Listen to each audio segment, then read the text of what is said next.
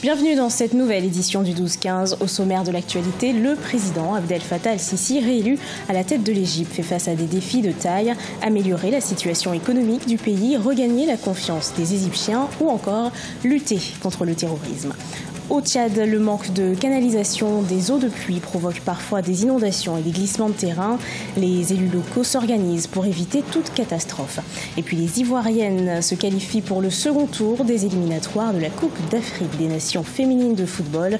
La Côte d'Ivoire sera face au Mali entre le 4 et le 12 juin 2018. Remaniement gouvernemental au Niger, le président Mahamadou Issoufou a effectué un remaniement technique de son gouvernement. Parmi les changements, Ibrahim Yacoubou, le ministre des Affaires étrangères et de la coopération, est remplacé par Kala Ankouraou, un proche du président. Deux autres ministres quittent le gouvernement, Sani Diza Koubra, le ministre de la Communication, et le ministre des Enseignements secondaires, Sani Abdou Rahman. Le gouvernement compte au total 43 membres. En Égypte, le président Abdel Fattah el-Sisi, réélu pour un nouveau mandat, doit relever plusieurs défis, redresser l'économie du pays, écarter la menace terroriste et regagner le soutien de la population égyptienne. Mariama Drami.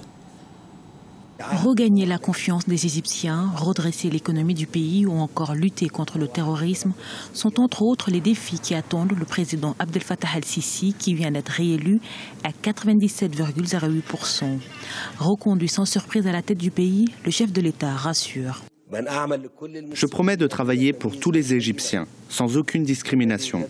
Ceux qui m'ont renouvelé leur confiance et donné le droit de vote sont indifférents à ceux qui ne l'ont pas fait. L'Égypte est pour tous les Égyptiens, tant que les différences ne corrompent pas la nation. La politique du président Abdel Fattah el-Sisi a été souvent critiquée par la population. Lors de son premier mandat, le pays a été en effet la cible de plusieurs attaques terroristes et l'économie reste fragile. Le gouvernement doit travailler sur une vision à long terme et une vision à court terme. Il ne convient pas de travailler sur les infrastructures, ce qui portera ses fruits dans 20 ans. L'objectif à court terme, c'est de montrer aux gens les réussites. Il doit y avoir un équilibre entre les plans de 20 à 30 ans et ce qui est en train de se faire maintenant. Il doit également y avoir un dialogue entre les secteurs privés et les jeunes, mais aussi entre les nouvelles entreprises et le gouvernement. Pour y parvenir, il doit y avoir un mécanisme. La livre égyptienne a perdu 50% de sa valeur et l'inflation est estimée à 15% en février 2018. Le prix du carburant, de l'eau ou des transports ne cesse d'augmenter et d'impacter les populations les plus fragiles qui espèrent à travers ce nouveau mandat vivre des jours meilleurs. Au Togo, la marche prévue par la coalition de l'opposition pour dénoncer l'organisation unilatérale des élections législatives et dire non au 4e mandat du président, Forna Singbe, n'a pas eu lieu. Elle n'a pas été autorisée par le gouvernement togolais qui y voit une violation de l'accord du dialogue intertogolais. À Lomé comme à l'intérieur du pays, la marche a été étouffée dès le point de départ. De son côté, la coalition de l'opposition entend porter plainte contre X pour tentative d'assassinat des leaders.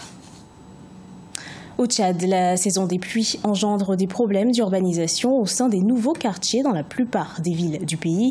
Le manque de canalisation des eaux de pluie provoque parfois des inondations et des glissements de terrain. Les élus locaux du 1er arrondissement de Djamena tentent de solutionner ce problème. Regardez ce reportage de notre correspondant Mahama Ramadan, commenté par Nathalie Mo.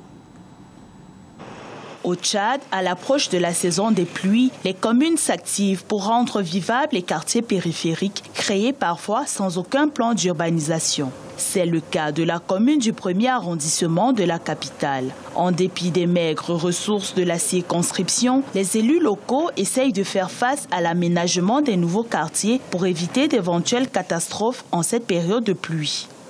En dehors des 4 quartiers que je vous ai dit, là, les autres quartiers sont nouveaux parce qu'en 2008 et en 2011 seulement sont été restructurés.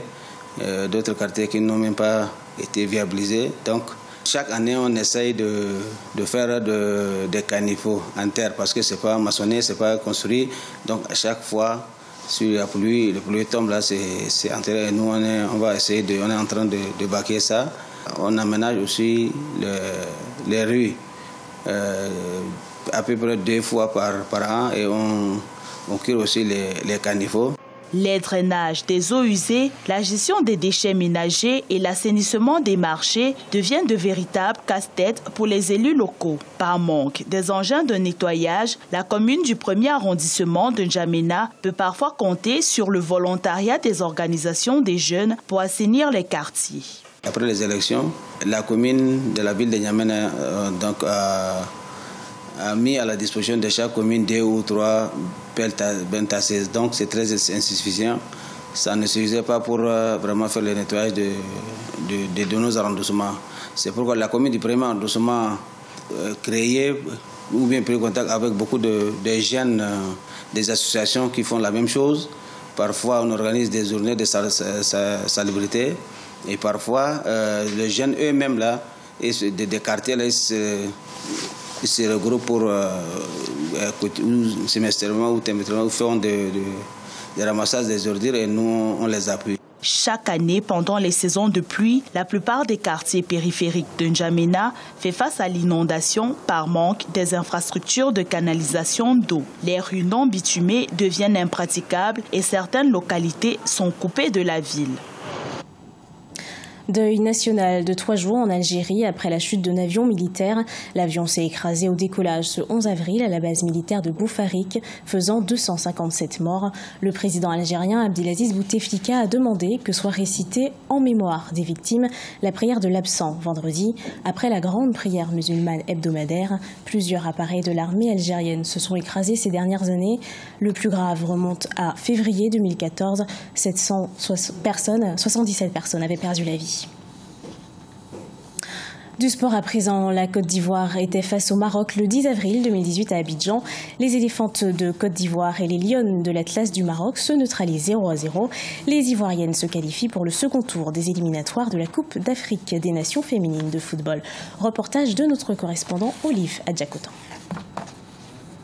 Les éléphantes de Côte d'Ivoire et les lionnes de l'Atlas du Maroc se neutralisent 0-0 le 10 avril 2018 à Abidjan. Et ce sont les Ivoiriennes qui se qualifient pour le second tour des éliminatoires de la Coupe d'Afrique des Nations féminines de football. En effet, au match aller au Maroc, les deux sélections se sont séparées sur un score de 1 but partout. Les Ivoiriennes continuent donc l'aventure grâce au but marqué au Maroc. On se sent dans la joie. En tout cas, je suis vraiment content. Nous sommes vraiment contents pour ces qualifications.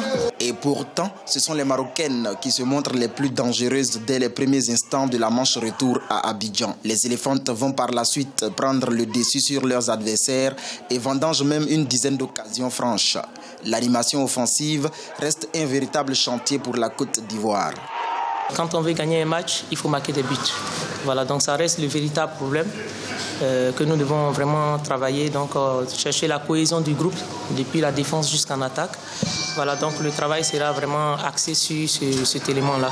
La Côte d'Ivoire sera face au Mali pour le second tour des éliminatoires de la Coupe d'Afrique des Nations féminines de football. Un tour qui se jouera entre le 4 et le 12 juin 2018 en 2 manches. Ce journal a été préparé par l'ensemble de la rédaction. Merci de l'avoir suivi. Retrouvez dans un instant une nouvelle édition de l'actualité sur Africa 24.